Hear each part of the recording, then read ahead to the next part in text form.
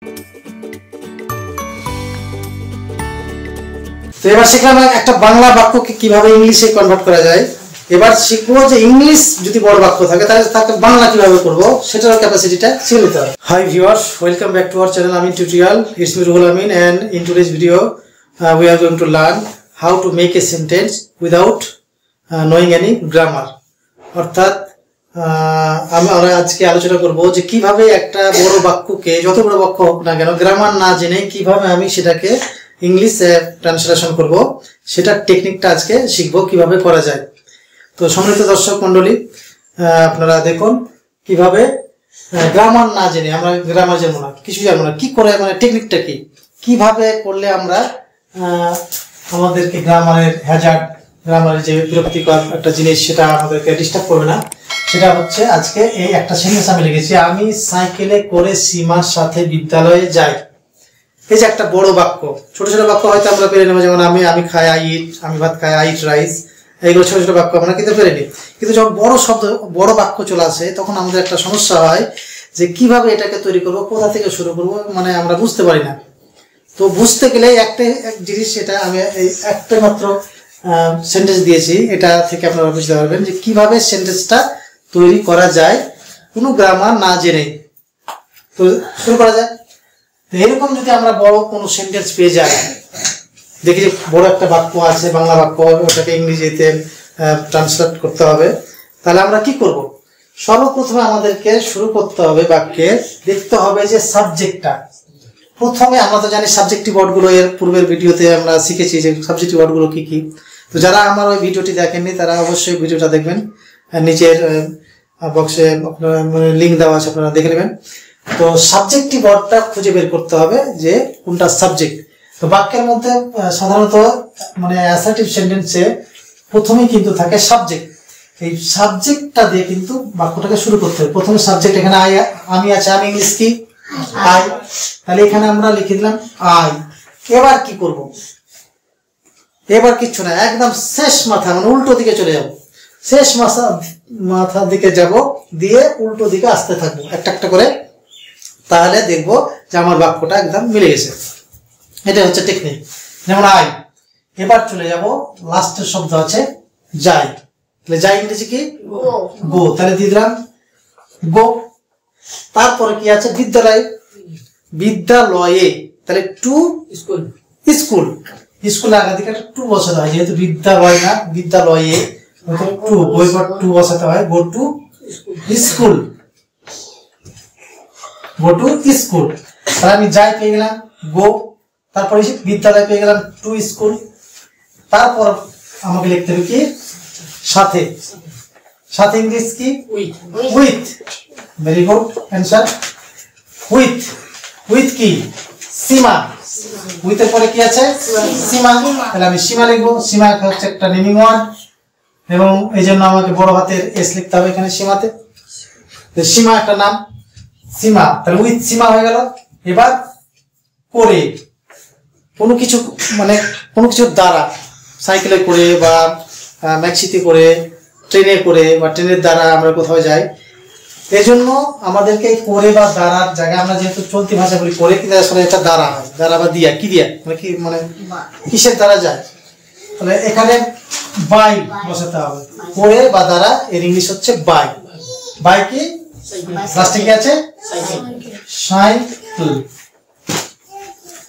একদম সেন্টেন্সটা মিলে গেল। I go to school with Seema by cycle. এই যে একটা বড় সেন্টেন্সকে আমরা কোনো রকমের গ্রামার না জেনেই আমরা তৈরি করে দিলাম। তো এই টেকনিকটা যদি আমরা সবাই জানি, তাহলে আমাদের ট্রান্সলেট করতে অসুবিধা হবে না। যে কোনো বড় বাক্য হোক না কেন বাংলা, সেটাকে আমরা ইংরেজিতে এভাবে ট্রান্সলেট করে দিতে পারবো। তাহলে কি বোঝা গেল? ফর্মুলাটা হচ্ছে প্রথমে সাবজেক্ট আমরা বসিয়ে দেবো, তারপরে শেষ দিক থেকে বাম দিকে যেতে লাগবো। কেউ যদি ভুলে যায় কোন টেন্স বুঝতে পারছি না, কিভাবে কি করব, তাহলে কিন্তু এই ঘটনাটা ঘটাতে হবে।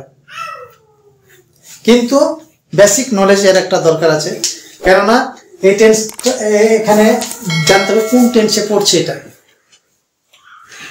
এরকম টেন্স, আমি সাইকেলে করে সীমার সাথে বিদ্যালয়ে যাই, এটা কোন টেন্স প্রেজেন্ট ইনডিফিনিট টেন্স, এই টেন্সটা জানতে হবে, তাহলে কিন্তু সুবিধা। ওই জন্য আমি টেন্সের একটা ভিডিও করব, তাহলে বোঝা যাবে জিনিসটা। তো মেন জিনিস হচ্ছে আমরা গ্রামার না জেনে কিভাবে সেন্টেন্স তৈরি করবো, এটা হচ্ছে একটা ফর্মুলা। এরকম আরেকটা আমি বাক্য দিচ্ছি, তোমাকে নিজে বলতে হবে, ঠিক আছে? বালকটা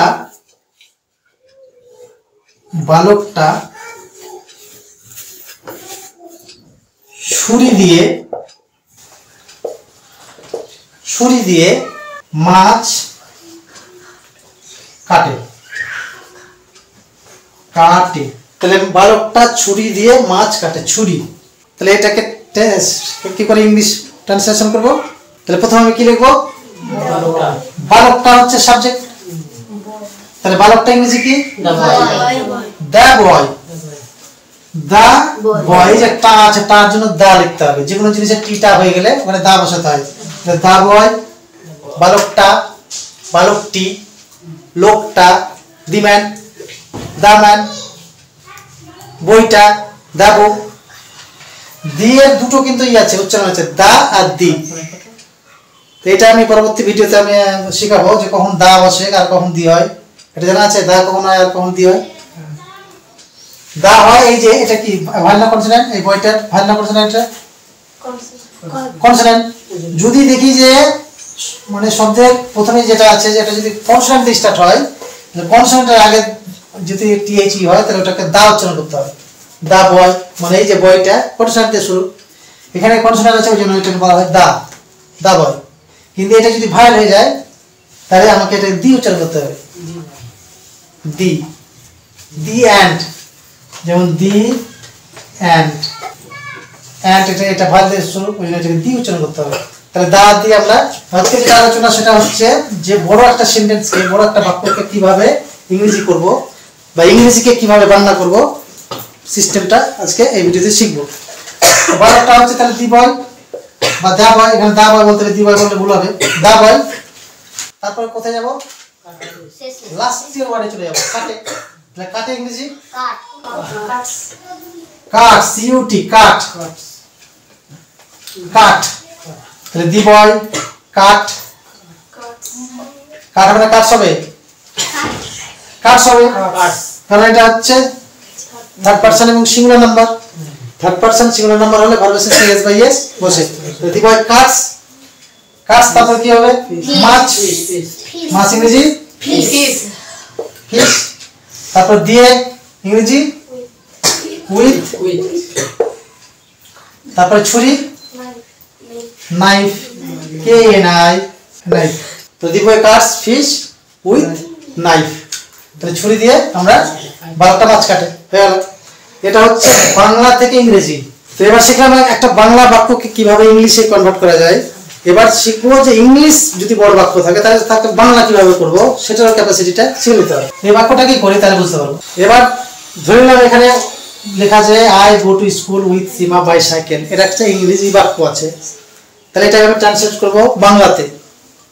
তাহলে বাংলাতে যদি লিখি, কারণ এই ক্লাস 10-এ আমরা দেখি পরীক্ষাতে পড়ে বঙ্গানুবাদ পড়ে একটা, তো এই বঙ্গানুবাদ করতে গেলে আমরা কিভাবে করব, এটা একটু টেকনিকটা এখান থেকে শিখে নেব। ওই একই ফর্মুলা, ইংলিশ হোক আর বাংলা হোক। বাংলা হলে প্রথমে সাবজেক্টটা লিখবো, দিয়ে শেষ থেকে বাম দিকে আসবো। ইংরেজি তো সেম কেস, ইংলিশকে যদি আমি বাংলা করি, বাংলা বাক্য করি, একই কেস। প্রথমে আমি সাবজেক্টটা লিখে দেবো, এখানে সাবজেক্ট কি আছে? আই, আই মানে আমি। এবার আবার শেষ মাথা চলে যাবো, তাহলে সাইকেল মানে সাইকেল, বাই মানে করে বা সাইকেলের দ্বারা, সাইকেলে করে, বাই মানে করে, সীমা মানে সীমা, নাম আর কোনো মানে হয় না, নেমিং ওয়ার্ড। সীমার সাথে, উইথ সীমা মানে সীমার সাথে, টু স্কুল মানে বিদ্যালয়ে, বিদ্যালয়ে গো মানে যায়। আবার সে বাক্য ফিরে আসলাম। তাহলে সিস্টেম কিছু না, একই। প্রথমে সাবজেক্টটা বসিয়ে দেবো, শেষ থেকে আস্তে আস্তে বাম দিকে আমি চলে আসবো, তাহলে সেই বাক্যটা কিন্তু তৈরি হয়ে যাবে, সে ইংরেজি হোক আর বাংলা হোক। আমরা যখন বই রিডিং পড়তে যাব, ইংরেজি বই রিডিং পড়ছি আর মানে করব, ঠিক এইভাবে মানেটা করব। সাবজেক্ট প্রথমে আমি বলে দেবো, বসিব, তারপরে উল্টো দিক থেকে মানে করতে করতে যদি চলে আসি, তাহলে কিন্তু আমার বাক্যটা একদম মিলে যাবে। তাহলে এই হচ্ছে টেকনিক, কোনো রকমের গ্রামার ছাড়া, কোনো রকমের ব্যাকরণ ছাড়া কিভাবে আমরা বাংলা বড় বাক্যকে ইংলিশে ট্রান্সলেট করব, অথবা কিভাবে ইংলিশে একটা বড় বাক্যকে বাংলায় মানে করব, অনুবাদ করব, সেটা হচ্ছে এটাই একমাত্র টেকনিক। অর্থাৎ প্রথমে সাবজেক্ট বসাবো, যে শেষ মাথা থেকে মানে বাম দিকে আসতে থাকবে, এটাই হচ্ছে রুলস। তো যাই হোক, আশা করি আপনারা বুঝতে পেরেছেন এবং আপনাদের ভালো লেগেছে। তো যদি আপনাদের ভালো লেগে থাকে এই ভিডিওটি, অবশ্যই আপনারা আপনাদের বন্ধুদের কাছে শেয়ার করবেন এবং আমাদের ভিডিওগুলোকে লাইক শেয়ার করবেন।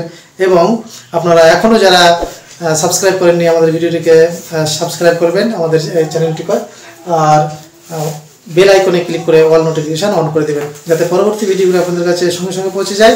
আর পরবর্তী ভিডিও দেখার জন্য আপনাদের আমন্ত্রণ রইল। তো এখান থেকে ভিডিওটি শেষ করছি, সকলের সুস্বাস্থ্য কামনা করে ধন্যবাদ।